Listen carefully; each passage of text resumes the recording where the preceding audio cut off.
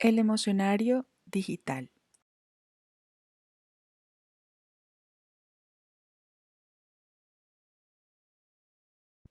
Antes de empezar con el emocionario, me gustaría compartirles algunos conceptos principales sobre la emoción.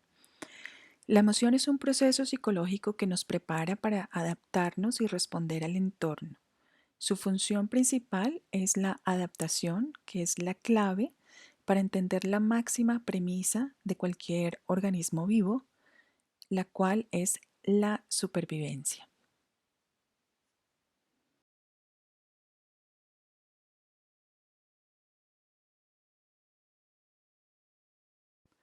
Para entender la emoción como un proceso psicológico, debemos entender sus efectos y consecuencias sobre el comportamiento. Es muy importante comprender qué nos pasa cuando reaccionamos ante determinados estímulos, ya sean externos o internos, y por qué lo hacemos. ¿Para qué lo hacemos? ¿Por qué lo hacemos? La emoción como proceso se explica con una serie de modelos y planteamientos teóricos que han surgido a través de los años. Aquí vamos a hablar de las distintas aportaciones que proceden de la utilización de diferentes niveles de análisis como son el conductual, el biológico y el cognitivo. En la orientación conductual, la contribución de los psicólogos del aprendizaje ha sido decisiva en la psicología de la emoción, ya que han desarrollado los conceptos fundamentales que basan el proceso emocional en el propio proceso de aprendizaje. Las aportaciones más importantes se centran en el estudio del miedo y la ansiedad. Cuando hablamos de orientación biológica, estamos hablando de la disposición anatómica del córtex prefrontal, que está estrechamente conectado con regiones corticales de integración sensorial y con estructuras subcorticales emocionalmente relevantes, como son la amígdala, por ejemplo, y ha llevado a suponer que determinados sectores del córtex prefrontal podrían ejercer un efecto modulador o inhibitorio sobre la actividad amigdalina. El córtex orbitofrontal y el córtex ventromedial son las regiones de la corteza prefrontal que están especialmente implicadas en la emoción. La amígdala desempeña también un papel relevante en la evaluación afectiva de estímulos relacionados con la amenaza y el peligro y actúa como un sistema rápido de alerta que nos permite responder de forma eficaz ante cualquier amenaza. Por último, tenemos la orientación cognitiva que comparte la asunción de que la emoción es el resultado de los patrones subjetivos de evaluación de un antecedente o acontecimiento. La emoción, por tanto, será el resultado de los patrones evaluativos fruto del procesamiento cognitivo de estímulos relevantes. Es muy importante destacar que la comprensión global del proceso emocional debe hacerse desde la integración de los datos aportados por estos tres diferentes niveles de análisis.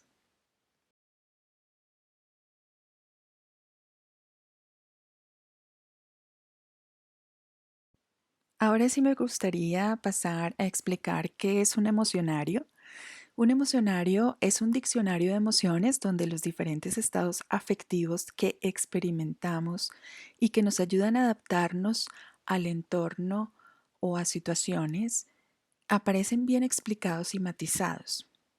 Estos emocionarios normalmente se utilizan en los colegios o incluso en entidades educativas porque el objetivo es ayudar al niño o al adolescente a identificar, conocer y expresar sus emociones, estableciendo la base para el desarrollo de la inteligencia emocional.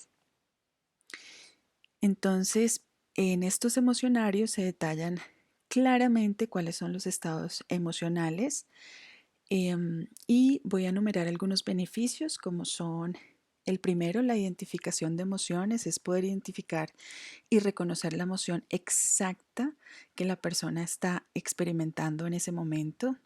El segundo beneficio de un emocionario es discernir entre una emoción y otra por parecidas que sean. O sea, más adelante vamos a explicar cuáles son las 5 emociones principales y cómo existen otras emociones o sentimientos o estados emocionales que son muy parecidos, pero que no es exactamente lo mismo.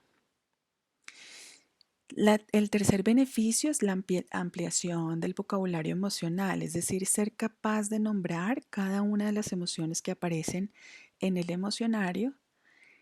El cuarto beneficio es fomentar la expresión de los sentimientos, pues esto nos va a ayudar a acercarnos y comunicarnos mejor con nuestras personas cercanas, con las personas que amamos. Cuando conectamos con la vulnerabilidad del otro, hay una conexión más genuina y más profunda. Y el quinto beneficio es establecer relaciones entre las distintas emociones. Algunas emociones tienen su origen en otras más básicas o son el resultado de la mezcla de dos o tres.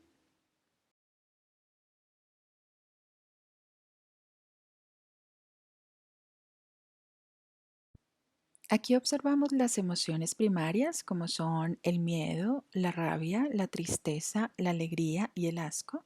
Y al frente vemos emociones o sentimientos relacionados o incluso estados emocionales que se parecen mucho a las emociones primarias pero que en realidad no lo son. Para esto me he basado en el libro Emocionario, Dime lo que sientes de Cristina Núñez Pereira y Rafael Valcárcel.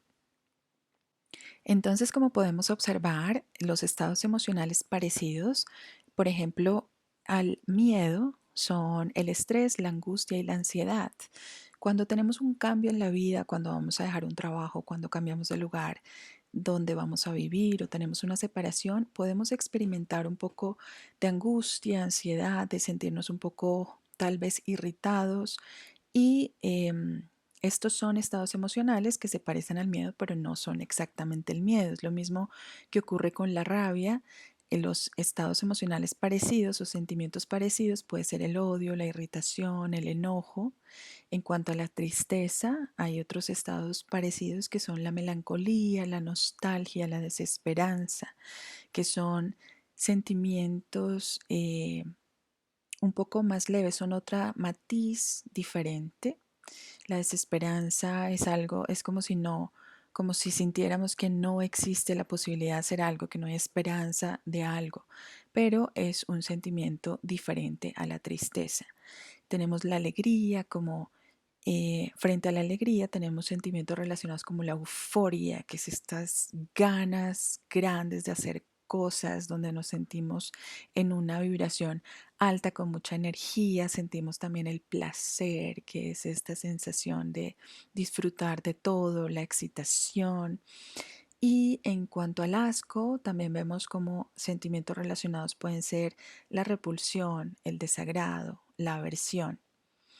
Entonces, lo importante a resaltar acá de un emocionario es que se utiliza para que los seres humanos, ya sean niños, adolescentes o adultos, podamos identificar lo que sentimos, porque es muy importante primero darle un nombre a la emoción, identificar cuál es la emoción que estamos sintiendo, cómo la estamos sintiendo en nuestro cuerpo y qué otras emociones o sentimientos o estados emocionales se relacionan con esa emoción primaria, pero que no es lo mismo. Podemos darle un nombre a lo que estamos sintiendo y eso nos va a permitir em, descargar quizás la emoción. Por ejemplo, hablar de esas emociones nos ayuda a sentir un alivio y también nos ayuda a conectar con las personas que están en nuestro entorno.